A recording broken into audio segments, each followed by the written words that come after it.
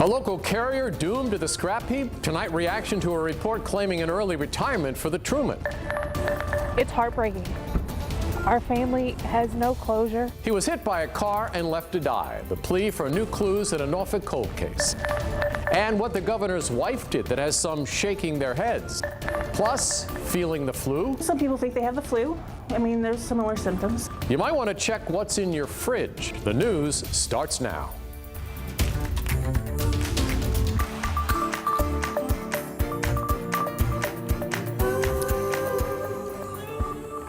We begin with a mystery that's been unfolding for nearly a week and the help from people who truly understand this family's pain. That's our top story at 11 o'clock. Thanks for staying up after Whiskey Cavalier. I'm David Allen. Cynthia Carter disappeared last Thursday. Since then, her family, friends, even complete strangers have all worked to try and find her. So far, they haven't been successful. Here's where the investigation stands tonight. Detectives revealed Carver was supposed to meet a man that night, but no one knows who he is or if she even met with him. The next morning, police found blood and a knife inside her Southampton County home and no sign of Carver. Tonight, we're hearing from a family who went through something very similar. Bellamy Gamboa vanished from her Virginia Beach home, never to be seen again. One member of her family is stepping forward, offering words of support. Janu Her starts us off tonight. It's been nearly a week since Cynthia Carver went missing in Southampton County, and so far no sign of her anywhere as investigators continue looking. The last known person to see the mother of two was her best friend Sharita Sledge. She's a very sweet person. She'll give you clothes off her back. Friends and family continue looking for Carver, and while they do, another family is encouraging them to stay strong and keep searching. Sharice Gamboa, the sister of Bellamy Gamboa, the mother from Virginia Beach who disappeared last July and still hasn't been found. However, her ex-boyfriend Lamont Johnston later confessed to killing her. Just hang in there and just don't give up and think about her children and you know, and it could be exhausting, so just stay healthy yourself and get sleep. Sharice says she remembers the endless days and nights she and her family spent searching for Bellamy and Hampton Roads. We just never had that moment where we felt like giving up. But get some sleep and drink water and pray and continue to use social media. Their determination brought Bellamy's story to the highest state offices. Governor Ralph Northam recently proclaimed July 16, 2019 Bellamy Gamboa Day. Now with Bellamy Day, it's to recognize her story of the 4 weeks that we were searching. Now her children can live through a heartwarming day. It's like her legacy living on, and now in July it doesn't have to be so somber. Sharice says their family knows all too well the heartbreak Carver's family may be facing right now, and she hopes the family gets answers soon. All right, your news live in the newsroom tonight, and Sharice says that she wants July 16th to be more than just about Bellamy. Well, that's right, David. Sharice says she wants Bellamy's Day to be about her side of the family and her friends and family who supported them throughout the search and also helped with the search. And so, again, like she mentioned, a day to just remember Bellamy and a day for her kids to remember her when she was alive and with them. And she hopes that to also have Carver's family step up to help support them while they search for her as well. Janu, thanks. Take another look at Cynthia Carver. Her family hopes that you can help bring her home. If you know anything, give the Southampton County Sheriff's Office a call. It has been 4 years and still no answers after a man is hit by a car and left to die in Norfolk. That's right. 4 years, no suspects, no arrests, and not a whole lot in the way of clues. New tonight, the family of Ralph Hart is sharing their plea with Robert Boyd. Want to spread them out? Every February 27th for the past 4 years, Tony Godden and her family lay down flowers at the foot of this tree in the parking lot of the Doubletree Hotel on North Military Highway. They are in memory of their Uncle Ralph. I mean, 4 years, that's a long time to have no answers. It was back on February 27th, 2015, that Ralph Hart was visiting Norfolk from New Orleans on business. It just so happens Tony is stationed here. Supposed to meet him for dinner that night. Sitting around waiting for a phone call from him. But Uncle Ralph never called. Everything in me just sunk, almost hit the floor because I didn't see it coming.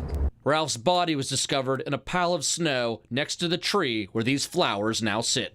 The most that we know is that he was coming out of the door, walking to his work truck, was hit by a car and drugged for 60 feet. 4 years later, and police are no closer to solving the case. And it's heartbreaking to know that whoever did this is living their day-to-day life while we're still torn.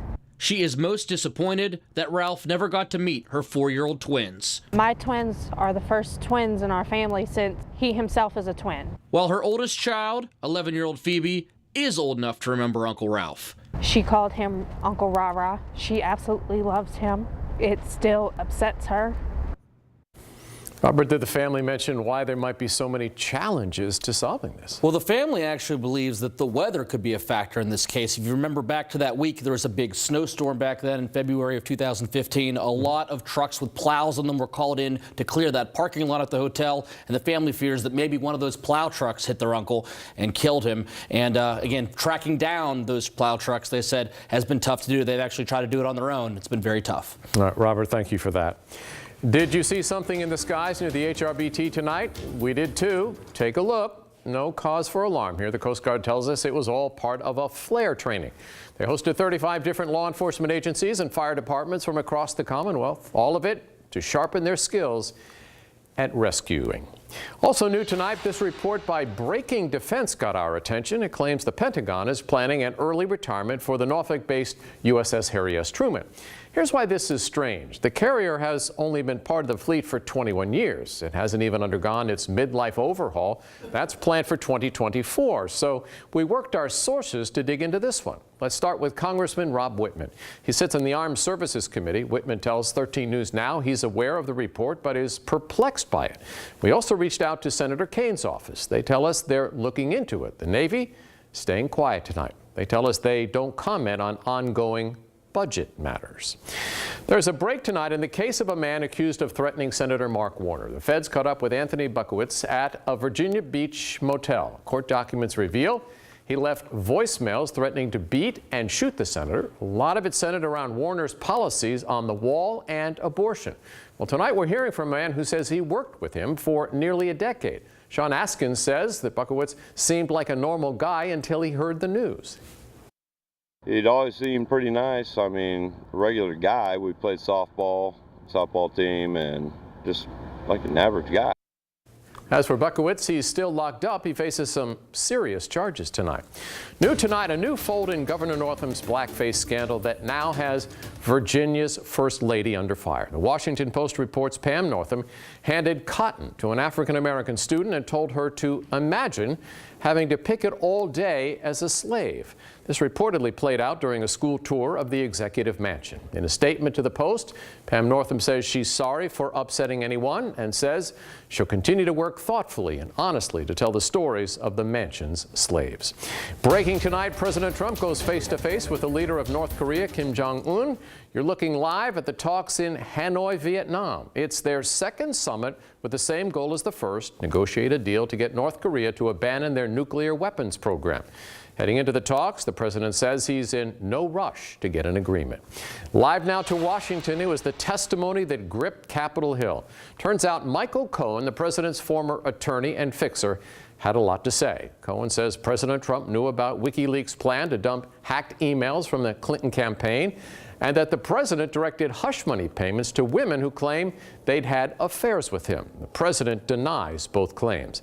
ABC's Stephanie Ramos breaks down 7 hours of testimony in 90 seconds. What Mr. Trump is. He is a racist, he is a con man, and he is a cheat. Cohen is facing 3 years in prison after pleading guilty to breaking campaign finance laws and other crimes. He says at the direction of President Trump. The last time I appeared before Congress, I came to protect Mr. Trump. Today, I am here to tell the truth about Mr. Trump. Cohen alleging as a candidate, Trump was aware that his advisor Roger Stone was talking with Julian Assange about WikiLeaks revealing hacked emails. Mr. Assange told Mr. Stone that within a couple of days, there would be a massive dump of emails that would damage Hillary Clinton's campaign. Mr. Trump responded by stating to the effect, Wouldn't that be great? Both the president and Roger Stone deny this ever happened. Cohen also told Congress the president ordered him to pay off porn star Stormy Daniels just before the election and to lie about it to the First Lady, even showing a check he says the president gave him to repay that money. 2 months later, President Trump said he knew nothing about the hush money payments. Cohen later pointing out Republicans did not spend much time defending the president's actions, instead focused on reminding the public that Cohen is a convicted felon and liar. That not one question so far since I'm here has been asked about President Trump. Cohen even suggested he's aware of alleged crimes involving President Trump that federal prosecutors in New York are investigating. In the end, Cohen called himself a fool for blindly following President Trump for so many years. On Capitol Hill, Stephanie Ramos, ABC News. It was a big day of politics, and we kept you updated all day long. Trusted to bring you new information as it comes down on air, online, and on the free 13 News Now app. Now to an important warning for parents. If you haven't heard of the Momo Challenge, you'll want to listen to this. Apparently, this craze is plaguing YouTube, and rumor has it the challenge encourages kids to hurt themselves. So what's the deal? Jason Puckett and the Verified team is all over this one. Fair warning, the image at the center of this is frightening. If you don't want to see it, we've written a whole article up online with the same facts. Okay, let's verify. There is no denying the picture is frightening, and the claims with it even more so. All over social media, posts that this face is popping up in YouTube videos with messages aimed at children. It's called Momo. When it pops up, the claim says it teaches kids how to harm themselves and that if they tell anyone, like a parent, they'll be hurt. Here are the facts. First, this is not a real person or Photoshop, it's a piece of art. Here it is in 2016, posted by a Japanese artist. It's a sculpture. Second, this is not a new trend. This was actually a big topic last year too. The claim then that if you added Momo on WhatsApp, a popular texting platform, you would get messages, some of them calling for harm or suicide. The new part is the claim it's in children's YouTube videos. The problem though, none of these videos have actually surfaced. There's no proof it's actually happening. And YouTube themselves told us there have been no videos like this found on YouTube Kids. If you search for Momo, you do see videos, but YouTube says they're either news, educational, or documentary stories on the topic. They remove all others. Let's break this down further. The image going around is a sculpture. This is not the first time it's been a viral claim. Now, there have been reports and articles of suicide from the Momo Challenge, but none of them have been definitively linked. While YouTube has a kids section, they also have more than 300 hours of video uploaded every minute, meaning scary videos make it through, and while they scan for them, it's worth checking your kids' YouTube history yourselves and bring up the Momo idea to them just to make sure they know it's not real. With your Verify, I'm Jason Puckett. All right, creepy or crazy, send the stuff online that you see for us to verify. Reach out by email, verify@13newsnow.com, or get our attention on Facebook or Twitter. 2 degrees, law school, and somehow still plenty of time to hit the hardwood. Scott introduces us to Paul Raleigh ahead in sports. But first. Knowledge is power. People know that it's out there and it's a problem. They can protect themselves. That's the word from experts tonight, why those flu symptoms might be the result of something else. And 2 big reasons why you should always wait for a train. And we talked about 3 systems yesterday. The first one's now exiting. We still have 2 more to talk about, including one through the weekend. I'll let you know if it still has a chance of bringing a little bit of snow. Those stories and more when 13 News Now returns in just 90 seconds.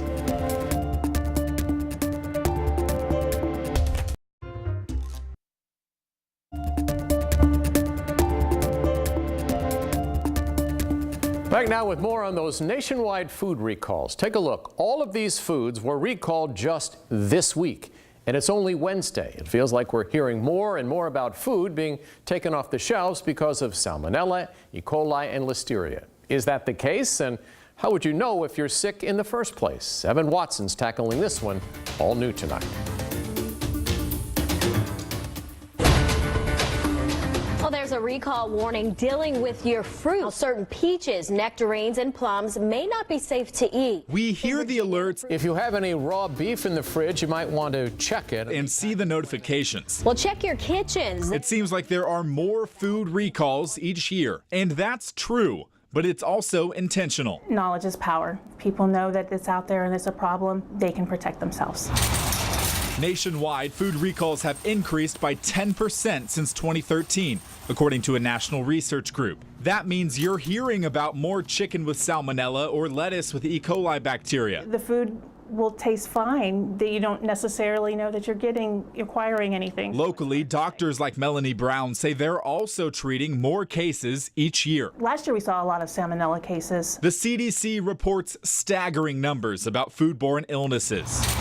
It estimates 48 million people get sick, 128,000 people are hospitalized, and 3,000 people die from foodborne diseases each year in the United States. That means well over 99% of people with food poisoning tough it out without a hospital visit. Well, exactly. So people, we just never hear about them. They have a couple of days of diarrhea and then they're better, and that's that. But for the ones that need medical attention, they know they're miserable. They are absolutely miserable. They can't get out of the bathroom. They're having high fevers. They're having complications. They know that something is wrong. Diarrhea is the #1 sign. Fever, vomiting, shakes, and chills are others. Some people think they have the flu. I mean, there's similar symptoms. The increase in the frequency of food recalls is part of a plan. FDA leaders say the 2011 Food Safety Modernization Act improved the detection of food pathogens and created a quicker way to respond to outbreaks. Commissioner Scott Gottlieb says food is not less safe, but technology to find out where foodborne illnesses originate has improved. Doctors say new technology is helping too. Now we have tests that can get us the results within hours in some cases, so it has been a big game changer. So while food recalls are becoming more common and everyone can be affected. Yes. The last time they went after the romaine, I was standing in Harris Teeter getting a salad, and then I get in my car and find out that they have just issued another alert. I was like, oh, I can't eat this now. So doctors say more alerts are improving public health. I do think people are starting to become more aware that this is a serious problem and they need to be paying attention. Evan Watson, 13 News Now. Now to the weather. Check out what folks in the Bay Area of California are dealing with. The Russian River is reaching its banks, prompting evacuations and high water rescues. Across the region tonight, we're staying dry. No sign of rain from our sky views on the peninsula and on the south side, but don't get used to that. Right, Jeff? Well, we've got a little bit of fog out there, mainly inland. We got a couple of sprinkles, but what he's talking about, and he's absolutely right, that he being David, we have a couple of storms coming. One for Thursday night, Friday, another over the weekend, and yet another one early next week. We are going to get rid of all the clear skies we've seen lately and get right back to a fairly wet pattern, but it's a sort of